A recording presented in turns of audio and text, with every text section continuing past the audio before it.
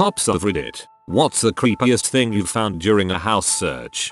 My very first dead guy had been in his house for almost a week during a very hot July with no account. Did you know that your skin will become clear and you can see everything? He popped when the funeral home came to get him. Yes, popped. Some people, they're not bothered by this. Me? No. I don't have the stomach. This is the only part of the job that bothers me. Not a cop but a fire investigator. We were working a scene where 2 kids had died after a space heater caught on fire and the dad was playing poker down the street and the mom was with some other man down the street. The fire department came in and cleaned out the scene and we came in after. As we were sifting through the ashes to find components to the space heater, we found the 2-year-old's foot. Mind you, this was after dark so we could barely see and were using flashlights. It was a bit creepy. I'm not a cop but a paramedic. Went into a lady's house one time. Can't remember what the call was for, that had sheets of paper taped all over the walls. They all said something along the lines of "remember the voices aren't real." Gave me a warm safe feeling. It's okay, they aren't real.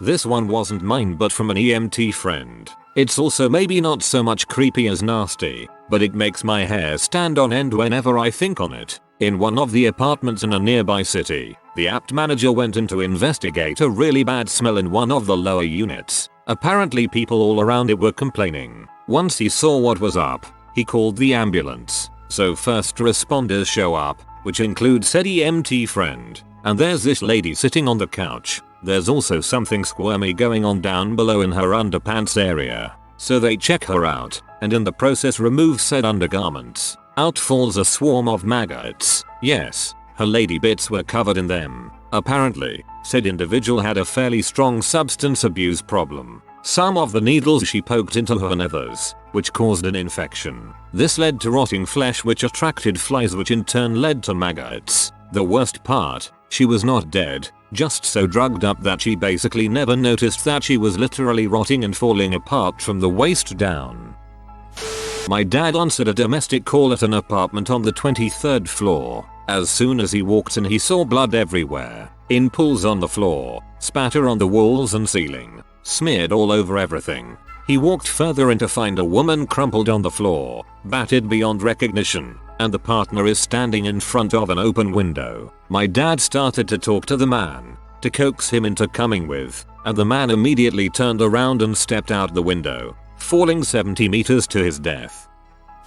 This one is from an MP friend of mine, so take with a grain of salt. My buddy was duty officer one night and as such, he had to respond to serious events. One night there was a fire alarm and he and a bunch of MPs rolled on it. This was a real fire. False alarms are pretty common. The source turned out to be an officer's apartment and the officer, when the investigation was conducted, it was found that the officer had filled a bathtub with fuel and field manuals, and decided to suicide out by sitting in the tub and igniting the fuel. After a few seconds he decided that this was a bad idea and ran from the tub to his apartment door before death finally took him. So the responding MPS found his charred remains in the bits of burning flesh that were falling off him as he ran for the door. Friend is a cop. Wellness check called in. Went in, smelled horrible, and discovered a large dead guy, shirtless, sitting in his front room, in a lawn chair watching TV. He had set up an industrial space heater behind his chair, which was on at full blast. Due to the heat, and apparently other factors, he had merged through the back of that lawn chair. My husband is a surveyor for the local council and found an eerily similar thing. Old man in a high-rise flat fell asleep on his recliner with the fireplace blazing and died in his sleep. Cue dripping remains in puddles around the footrest. My brother is a cop. He told me about this time when they responded to a workplace accident where a Railyard worker had been crushed between 2 rail cars. The guy had been crushed pressed into the ladder of one of the cars. They kept hearing voices coming from the body. Muffled voices but definitely coming from the body. It took them a while to figure out the worker had been carrying a radio. Needless to say they were a bit disturbed until they reached that conclusion. We found a suicide victim in our yard. Put his head on the rail and held on with his hands. Passing freight train had neatly sliced off the top of his skull, and all fingers and thumbs. He lived for a few hours afterwards in hospital. I know I'm late to the show, but during a search of sex offender's house, I found a room that looked like a little girl's room. In the closet I found a 4-foot doll in a pink dress. He had no kids and was in his late 50s. Dude had 3 years worth of videos he took of boys and men of all ages using the public library bathroom. He said it was common for guys to go in there and jack off. I had no idea. He said most people had no idea they were being recorded. Others knew, just didn't care. He also had 2 external hard drives full of every kind of twisted pee imaginable, again, involving all ages. Others knew, just didn't care. This is more bizarre than anything else in your post. I've heard of the fetishes before, and everyone on the internet knows about the extremophiles who search for shock videos to get a thrill. But the idea of somebody whacking it in a library bathroom and not caring that some perv is filming them is totally foreign to me. A coat rack with a hat on. Clearing a dark house and seeing what could easily be a person standing motionless in the corner is not fun. Tiny, quiet, southern town. Whole family that had been dead for a week. Their teenage daughter's boyfriend who she met online was visiting from across the country. Stepdad, mother, daughter and her friend all murdered and hacked up by an axe. The mom was a professor at my university a block away, and when she didn't show up to work for a few days, cops went to house and talked to murder who gave them some plausible excuse so they left. He stayed in the house for a full week before leaving. The cops went back when neighbors reported the smell. They caught the guy at Red Airport about to fly home. The fact that he stayed with the corpses for so long is what is really creepy about this whole thing. Abandoned houses are pretty depressing. Family pictures and albums collecting dust and decaying. Sad stuff written in marker as daily reminders to start again, get off drugs, look for work, make things right. All written in Spanish, and seeing a sleeping mat comprised of towels and old sweaters in a corner and pizza boxes from Little Caesars next to it. Lots of stuff you see tell a story you never asked for or expected to find. Makes me feel lucky to have what I have. I'll try and find some pictures I took. No promises though. Brother-in-law is a cop. He told me about a time he and his partner were called to do a wellness check on someone with a terminal illness. Family didn't know where he was, so they get to the house, knock, and get no response. They entered the house to see if he had passed away due to his illness. They did not find him there, but what they did find was a stairway leading down to a basement. In that basement was a vast number of sex toys, ropes, harnesses, etc. There was also a stage with a bed on it, and a video camera on a tripod focused on it. He had stumbled upon this guy's sex dungeon. The guy ended up being alive, but was visiting someone out of town and didn't notify any of his family. Damn it, mom. Creepiest, a dead guy. But not just your average dead guy. This guy died on his couch, surrounded by no less than 1,500 Miller Lite cans. Plus, he had no friends or family. None. He was retired and his electric bill was auto-deducted from his checking account. He died, on his couch, and no one realized it for 5 months. When we found him, the top, front really, because he was on his back, was completely skeletonized, but the bottom, or back, against the couch, was still meaty and rotting. The half skeleton was kinda creepy, but it's really creepy and sad that this guy left this world and it didn't affect anyone. Just gone and forgotten. Funniest, respond row burglary. Going through the house with the homeowners, a young married couple, documenting damage and loss. Step into the bedroom. There's a red vibrator on the floor. They look at it, I look at it, and then we look at each other. Spend the next 5 minutes with locked eye contact talking about the broken window, missing jewelry, missing TV, etc. Everyone refusing to look at, discuss, I acknowledge the vibrator, and then onto the living room. Oh, there was also dead fat lady with the pug that started eating her butthole. You can't just leave it like that. Friend of a cop here. He told me about how him and his buddy went to search in an apartment. They looked around and his buddy finally called him over. A guy was just in an oven. Dead of course, but in an oven. When the guys tried to pull him out of the oven, all the contents and gas of the dead guy fell right out. A few of the guys vomited and gagged. I would have just removed the oven with the body still in it. Trooper here. Responded to a fight between 2 brothers and another unrelated black male. All these guys were in their late 30s. early 40s.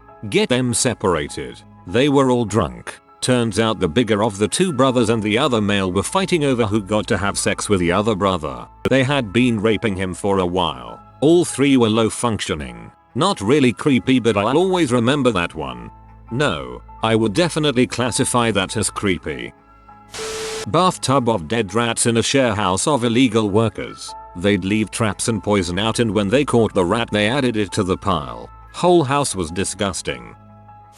My aunt is a police dispatcher. Normally she takes calls from the public and has an officer nearby respond. But one day she was asked to work the station's radio because the normal guy was sick. That meant she was acting as the central hub of the police radio network, taking calls from officers in the field and issuing backup to them. That kind of thing. She wound up having to listen to 4 cops talking back and forth in a panic as 2 squad cars arrived to check on a reported murder. The person who called was certain that there were multiple killers present. The victim's meat had been cut into 1-inch cubes, as if their killer was going to fry them up, or make kebabs. The whole crops had been disassembled like that. Bones cut into neat-inch segments. Organs removed, separated, organized. She remembers one of the officers panicked and screamed something along the lines of "This is OCD movie monster balls." I can't remember the exact quote sadly, and I doubt my aunt remembers it herself. She thought they were playing a joke on her until they called for a hazmat crew to get the body.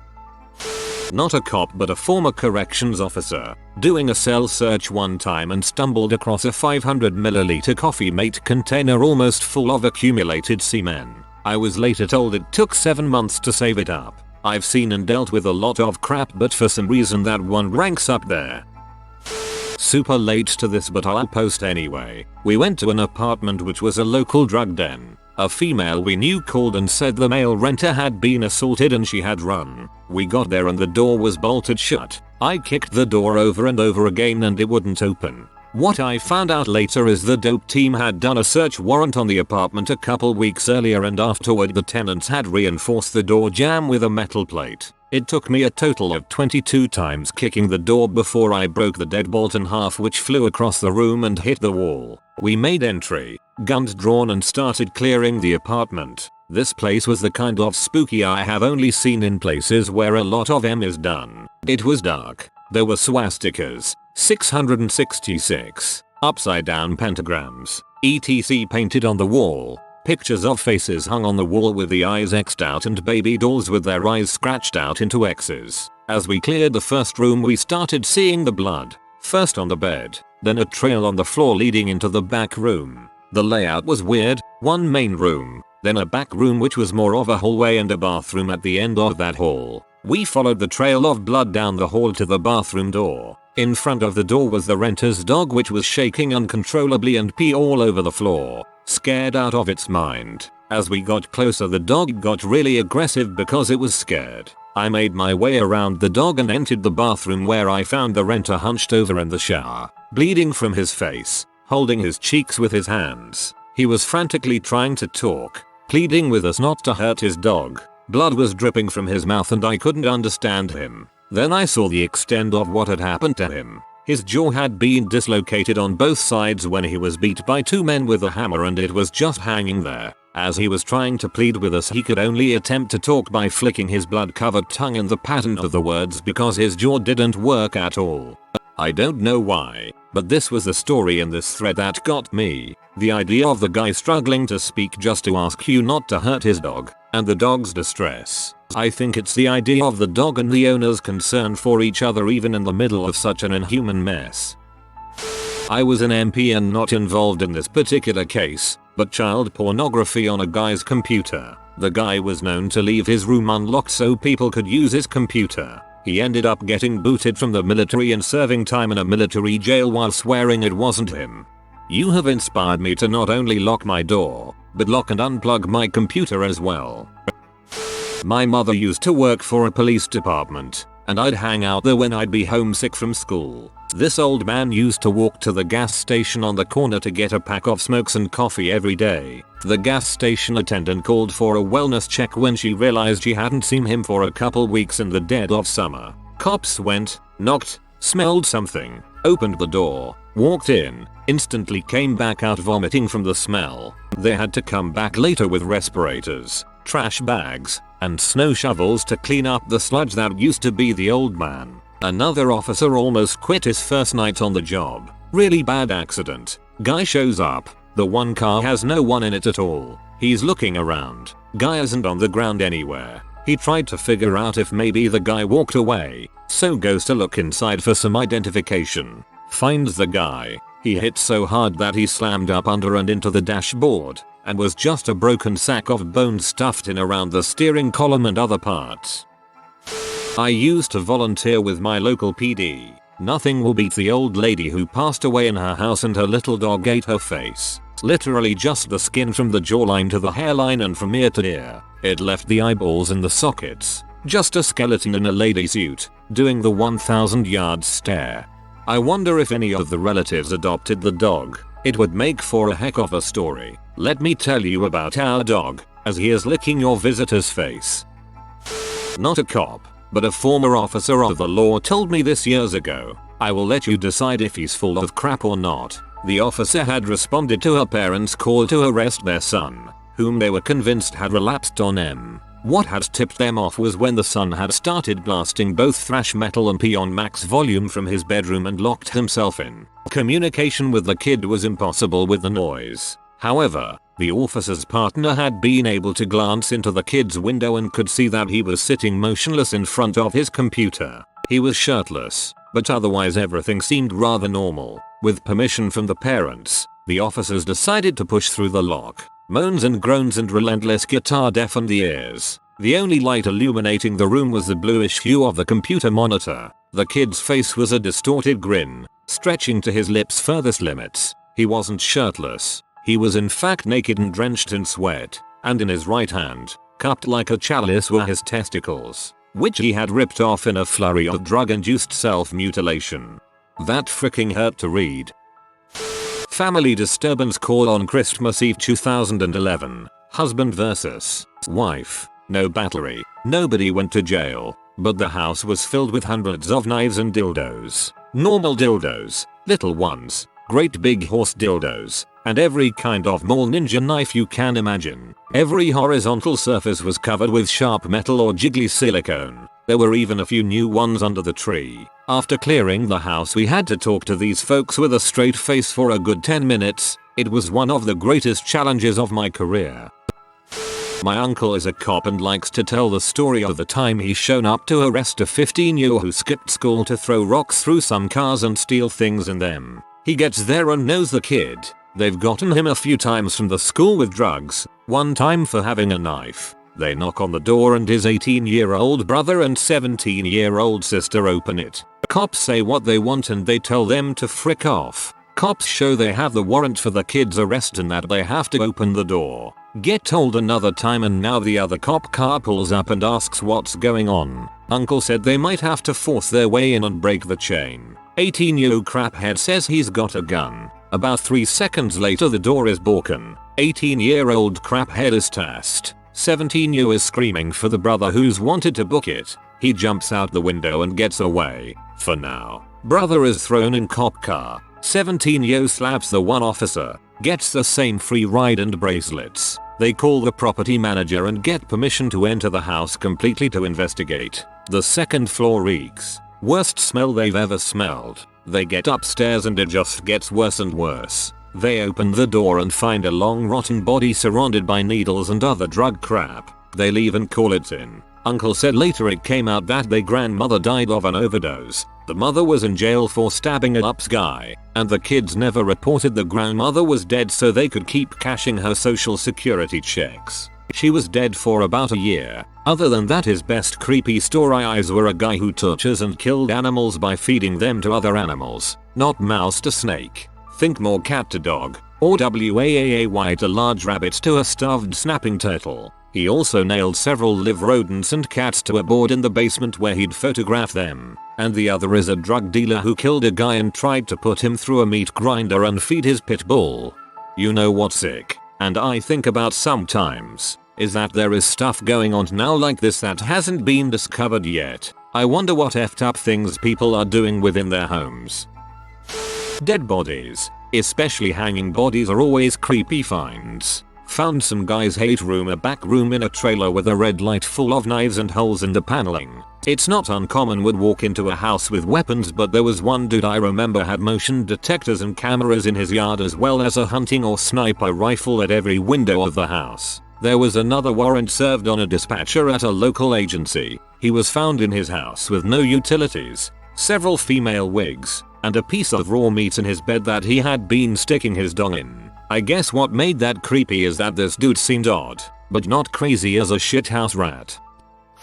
Not a cop, but I worked alongside adult protective services and sometimes cops. The place smelled absolutely dreadful. The elderly lady was dead, sitting upright on the couch. She had shat herself a watery one at that time of death apparently. That's not the only thing that smelled bad. There were buckets of crap. Literally dozens of buckets filled with fecal matter in every room of the house. One of the cops didn't have a face mask, and he almost puked every time he coughed or sneezed because all of the dust and the putrid smell. Apparently the elderly lady lived in the home with a few of her brothers. Some homeless people that were squatting in the backyard were the ones that called the police because they saw the brothers leave, but hadn't seen the lady in days. The smell coming from the house also raised some red flags.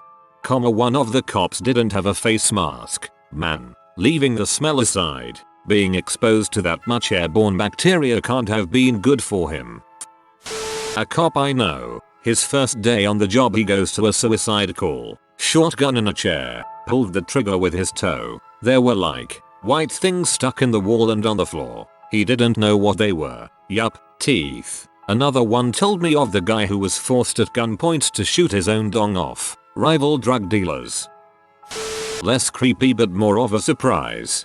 Get a call for a burglary. I'm doing a walkthrough with the resident noting all missing and damaged property. He was an older guy. We are in the bedroom looking in drawers. I open one and see it full of women's panties and bras. I ask him when his wife will be home to help identify missing items. He stutters a little bit and finally says, "Oh, those are mine." I just closed the drawer and went on with my investigation. We are all a little weird, bro. Far be it from me to judge you for wearing pretty underwear.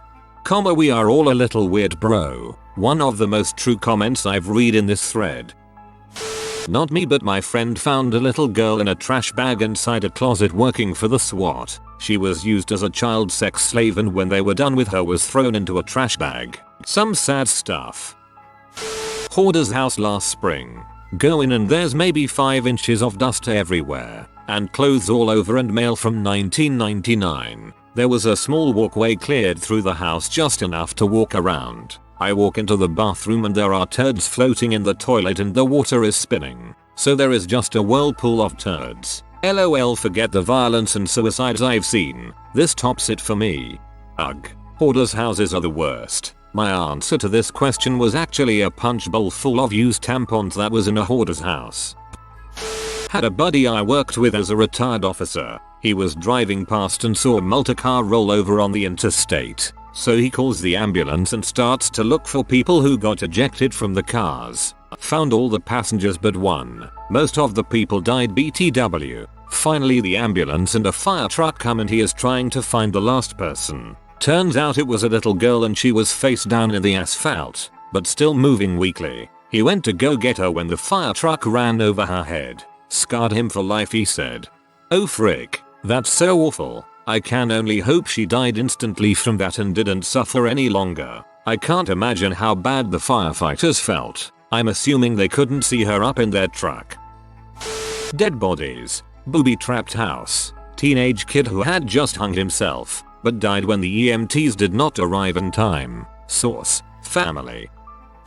Former Leah with 2 stories. Got dispatched to a call. Daughter has tried to reach her elderly mom and can't make contact. These usually end badly. Made location at the house and received written authorization from daughter to make forced entry at the front door. Asked the daughter to wait by the squad car and had fire department spread the door frame open. Immediately noticed the smell and began to search the house. Found the mom in the kitchen laying on open door of the oven. Half of her face and hair were burnt off and the oven was still on, cooking her. Apparently, we found out from the daughter, The mother used the oven for heat and had a heart attack and fell on the oven door. Best thing I can say, it looked like Harvey Dent from the Nolan Batman film. Second story. Got a call from dispatch about a woman screaming from an abandoned apartment saying she was being tortured, killed. My partner, 4 other officers and I had to search every room and door in what looked like a college dorm. All the doors faced inwards and there was absolutely no way of knowing where the screaming was coming from. Partner found the woman covered in her own blood running out of an apartment. I held apartment door while he ran her down. Scariest call of my life. Turns out she was tripping on PCP and have been cutting herself. There was no way of knowing that until we searched the apartment. I swear that Michael Myers Krueger Chucky was waiting behind every door in that apartment waiting to stab me. Awesome time. Some guys were four-wheeling at a local lake in an old topless Ford Bronco with no windshield. It rolled and threw everyone out but the driver. It was remote and took us a while to get there. When I arrived, everyone that could move was kneeled against the Bronco. When I walked up to it, I could hear screams coming from underneath. It was agonizing, those screams. I shined my flashlight underneath and I could see the guy's face. His head was so deformed from the weight of the vehicle and he was still alive, just screaming. FD was still a few minutes out and we didn't have anything to lift it off him. The kneeling people were apparently trying to lift it off. Then they reverted to digging. It was horrible. Such a helpless feeling for what seemed like eternity. The screaming eventually became low moans that eventually stopped. The guy passed away before we could get him out. This was my first year as a police officer. Later that night, early morning, I had to go tell his wife about his passing. Death notification. It was really hard not to break down crying with her. She wanted to know more details and all I could think of was the screaming. I'm not sure she ever learned the horrible details we encountered that night, but I didn't tell her. Those screams woke me up many nights for years after. Eventually they get replaced with new human tragedies. If you are new to the channel, you can subscribe. I publish new videos every day. Until then, check another video.